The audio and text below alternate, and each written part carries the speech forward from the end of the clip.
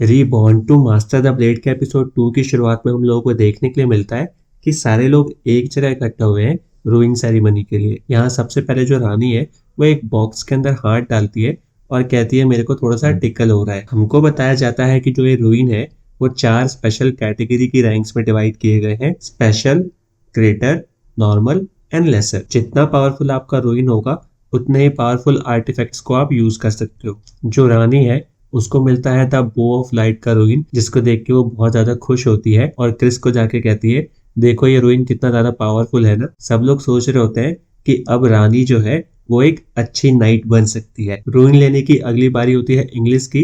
जो रफाइल है वो सोच रहा होता है कि क्रिस को तो पक्का एक बहुत ही ग्रेट रोइन मिलने वाला है।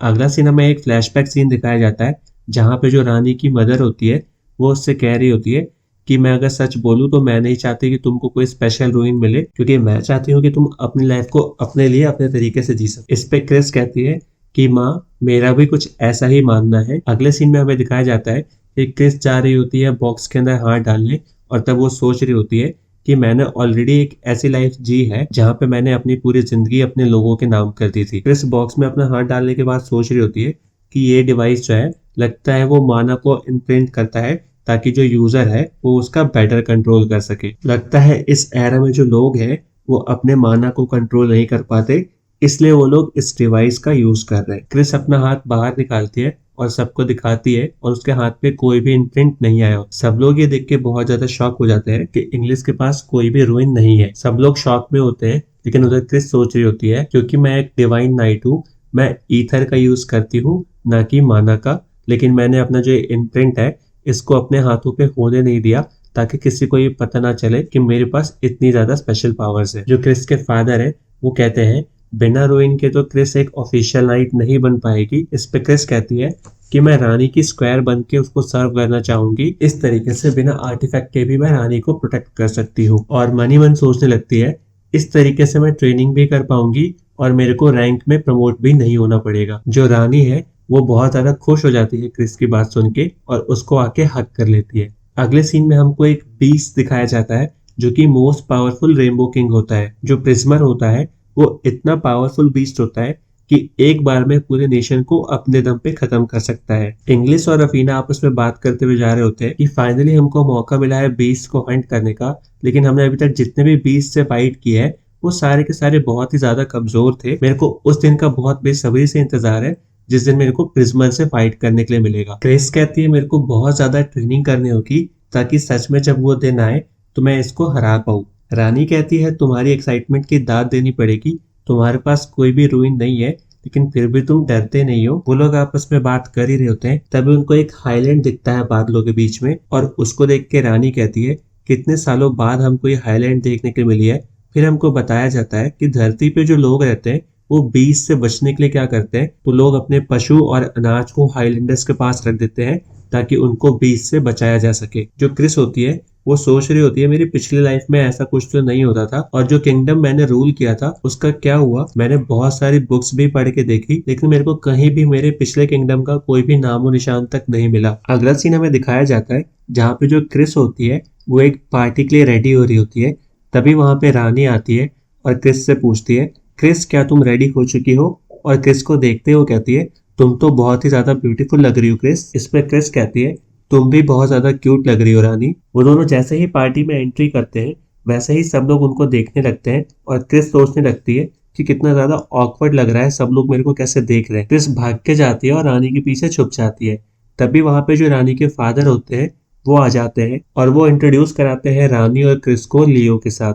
लियो जो होता है वो एक होली नाइट होता है जो कि रफाइल के साथ काम करता है। रानी के फादर उन दोनों को इंट्रोड्यूस कराते हैं लॉर्ड शिनॉय के साथ जो कि इंस्पेक्टर होते हैं। और तभी वहां पे राल्फ आ जाता है जो कि हाईलैंडर्स का रिप्रेजेंटेटिव होता है। वो लोग एक दूसरे को ग्रीट करते हैं। वो उन लोगों को देख के कहता है तुम लोग बहुत ज्यादा कंफ्यूज दिख रहे हो कि मैं एक हाईलैंडर कैसे बन गया। इस पे इंग्लिश कहती है तो तुम क्या बिना हाईलैंड पे बॉर्न हुए भी हाईलैंडर बन सकते हो। इस पे वो बताता है कि उसने बहुत ही सिग्निफिकेंट तरीके से कंट्रीब्यूट किया था हाईलैंडर्स के लिए। उसके बिजनेस की जो भी अर्निंग थी उसने ऑलमोस्ट सब कुछ दे दिया हाईलैंडर्स को वहां की सिटीजनशिप पाने के लिए और एक अच्छी पोजीशन पाने के लिए, क्योंकि जो हाईलैंडर्स हैं उन लोगों के पास ज्यादा पावर है कंपेयर टू जो लोग धरती पे रहते हैं। वो ऐसे ही घमंड में होके बातें कर ही रहा होता है, तभी जो लियो होता है वो बीच में इंटरप्ट करता है और कहता है कि मेरे को तुम लोगों को किसी से मिलवाना है, चलो हम लोग यहाँ से चलते हैं। वो तीनों जा रहे होते हैं, तभी रानी पूछती है कि सारे हाईलैंडर इसी तरीके के होते हैं? तो वो बताता है हाईलैंडर्स को लगता है कि वो लोग हमसे सुपीरियर हैं, अगर वो लोग हमको आर्टिफैक्ट्स नहीं देंगे तो हम लोग अपने आप को प्रोटेक्ट नहीं कर पाएंगे। तो जब भी कभी वो लोग तुम्हारे आसपास हो तो सिर्फ स्माइल करो और उनकी हाँ में हाँ मिलाते रहो। वो लोग ऐसे ही बातें करते हुए एक लड़की के पास पहुंच जाते हैं और लियो उसको देख के कहता है, हेलो एरिस, तुम यहाँ पे अकेले क्यों बैठी हुई हो? तुम अंदर पार्टी में क्यों नहीं चलती हो? सबके साथ एंजॉय क्यों नहीं करती? उस पे एरिस कहती है, मैं कहीं नहीं जाना चाहती, यहाँ अकेले बैठना चाहती हूँ, तुम मेरे को अकेला छोड़ दो और यहाँ से चले जाओ। लियो एरिस से उन दोनों का इंट्रोडक्शन कराने लगता है और कहता है ये रफाइल की बहन है रानी और ये उसकी कजन है क्रिस। ये बात सुनते ही जो एरिस है वो लियो के कान के नीचे एक जोरदार रख के थप्पड़ देती है और कहती है, तुम क्या सोच के इन लोगों को मेरे पास लेके आए हो? और यहाँ से वो चली जाती है। दोनों लड़कियां बहुत ज्यादा शॉक हो जाती है कि जो एरिस है उसने लियो को थप्पड़ मार दिया। थप्पड़ मारने के बाद एरिस वहां से सॉरी बोल के चली जाती है। रानी पूछती है लियो से क्या हमने कुछ गलत किया, क्या हम लोगों को वहां जाके उससे माफी मांगनी चाहिए?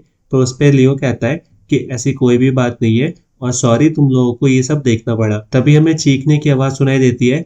सब लोग भाग के जाते हैं तो देखते हैं वहां पे कुछ आग लगी होती है और कोई मर चुका होता है जल के। हमें पता चलता है कि जो राल्फ होता है उसने इस बंदे को जला के मार दिया होता है और वहां पे जो एक नाइट होती है वो रो रही होती है और कह रही होती है मेरी गलती है, मेरी गलती की वजह से जो राहाल है इसने पनिशमेंट दे दी इसको। राहाल कहता है सबको बोल देना कि ये एकदम से बहुत ज्यादा बीमार हो गया और मर गया। वो कहता है मैं एक हाईलैंडर हूँ और अगर तुम मेरी बात सबको बताओगे तो वो लोग मान जाएंगे कि ऐसा सही में हुआ होगा। और कहता है कि इस नाइट को बोल दो जो भी मैं कह रहा हूँ उसको ध्यान से सुने और वो बातें माने। ये सारी बातें सुन के क्रिस कहती है राहाल तुम एक बहुत ही ज्यादा सिक इंसान बन चुके हो। राहाल कहता है तुमको ज्यादा घमंड करने की जरूरत नहीं है, तुमने मेरे को एक बार हरा क्या दिया, तुम तो अपने आप को चंगेज खान समझने लग गई हो। क्रिस कहती है राहाल मुझसे बहुत ज्यादा नफरत करता है क्योंकि मैंने इसको हरा दिया था और इवेंचुअली ये मेरे पीछे जरूर आएगा। क्रिस कहती है कि मैं तुम्हारे पास आऊंगी लेकिन तुमको वादा करना होगा कि तुम इस नाइट को और रानी को बीच में कभी भी इन्वॉल्व नहीं करोगे। तो राहाल कहता है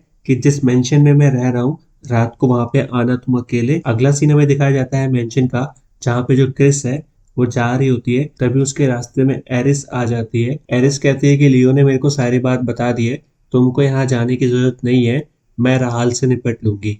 इस पे क्रिस कहती है कि जब तक मैं जाऊंगी नहीं मेरे को पता नहीं चलेगा कि राहाल आखिर करना क्या चाहता है। एरिस कहती है अगर तुम यहाँ से जाने की कोशिश करोगी तो मैं तुमसे फाइट करूंगी। ये बात सुन के क्रिस बहुत ज्यादा एक्साइटेड हो जाती है और कहती है कि तुम मेरे को एक मौका दे रही हो ना तुम्हारे साथ फाइट करने का।